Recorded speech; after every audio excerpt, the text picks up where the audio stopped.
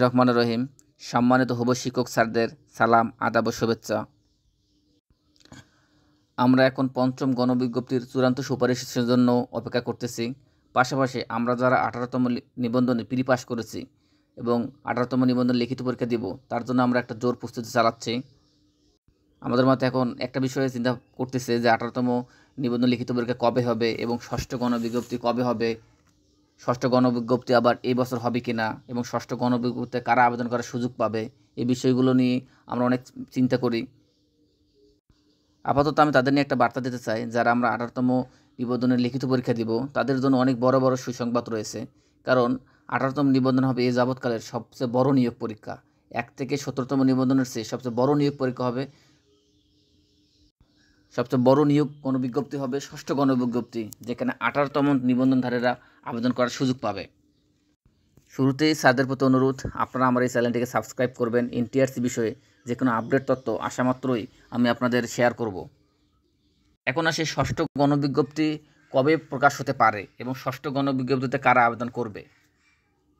আপনারা জানেন 16-17তম নিবন্ধন দিয়েই পঞ্চম গণবিজ্ঞপ্তির প্রায় 75,000 পদ ফাঁকা থাকবে। পাশাপাশি আরও 25,000 পদ বা 30,000 পদ, টোটালে আমরা ধরলাম 1 লাখ পদের মতো ফাঁকা থাকবে, শূন্য পদ থাকবে। শূন্য পদ 18তম শিক্ষক নিবন্ধনের মাধ্যমে কিন্তু পূরণ করা হবে। সেই বিষয়ে দ্য ডেইলি ক্যাম্পাস একটা নিউজ এসেছে। আমি নিউজটার একটু চুম্বক পয়েন্ট আপনাদের আমি বলে শোনাচ্ছি, আপনারা শোনেন। যে পঞ্চম গণবিজ্ঞপ্তিতে 4 ভাগের 3 ভাগ পদেই ফাঁকা থাকবে। এই পদগুলো পূরণের বিশেষ উদ্যোগ নেওয়া হতে পারে, তবে এক্ষেত্রে শিক্ষা মন্ত্রণালয়ের অনুমতির প্রয়োজন হবে। মন্ত্রণালয়ের সবুজ সংকেত না পেলে 18তম শিক্ষক নিবন্ধন চূড়ান্ত ফল প্রকাশের পর ষষ্ঠ গণবিজ্ঞপ্তির মাধ্যমে পদগুলো পূরণ করা হবে। মানে মন্ত্রণালয় যদি চায়, মন্ত্রণালয় সবুজ সংকেত দিবে, এবং দেওয়ার ফলে 18তম নিবন্ধনে যখন চূড়ান্ত ফলাফল হয়ে যাবে, মানে মৌখিক পরীক্ষা শেষে যখন চূড়ান্ত ফলাফল হবে, তখনই কেবল ষষ্ঠ গণবিজ্ঞপ্তি প্রকাশ হবে। আপনারা মনে রাখবেন, ষষ্ঠ গণবিজ্ঞপ্তি কেবল 18তম নিবন্ধনের চূড়ান্ত ফলাফলের পরেই প্রকাশ হবে।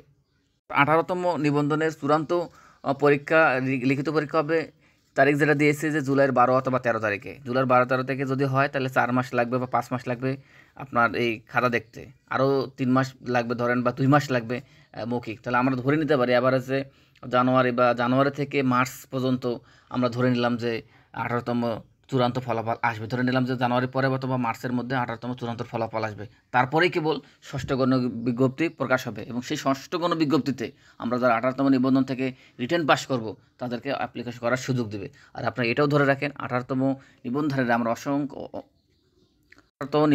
আমরা আসলেই অনেক সৌভাগ্যবান, কারণ আমাদের প্রায় 1 লাখেরও বেশি শূন্যপদ থাকবে। তাহলে 1 লাখের বেশি শূন্যপদ থাকলে আমাদের অনেক লোককে টিকাবে, ধরেন 1.5 লাখ বা 2 লাখ পরীক্ষার্থীকে টিকাবে। কারণ এনটিআরসির এটাই কিন্তু সর্বশেষ নিয়োগ। এরপরে এনটিআরসি কিন্তু আরও অন্য আইন পরিবর্তন করে তারা বিশেষ সিস্টেমের মাধ্যমে এগিয়ে যাবে, তাদের আলোকের সামনে থেকে তারা সার্কুলার দিবে। সেজন্য 18তম গণবিজ্ঞপ্তি এমনভাবে করবে যেখানে সর্বোচ্চ সংখ্যক লোককে তারা নিয়োগ দেওয়ার চেষ্টা করবে। আমি দ্য ডেইলি ক্যাম্পাসের আলোকে আপনাদের এই আপডেটটা দিলাম, এবং যদি আমার এই আপডেট থেকে একটু খুশি হয়ে থাকেন বা কোনো উপকৃত হয়ে থাকেন, তাহলে আপনারা অবশ্যই, আপনাদের অনুরোধ, আপনারা আমার এই চ্যানেলটিকে সাবস্ক্রাইব করবেন, লাইক করবেন, শেয়ার করবেন। সবাই সুস্থ থাকুন, ভালো থাকুন। আসসালামু আলাইকুম।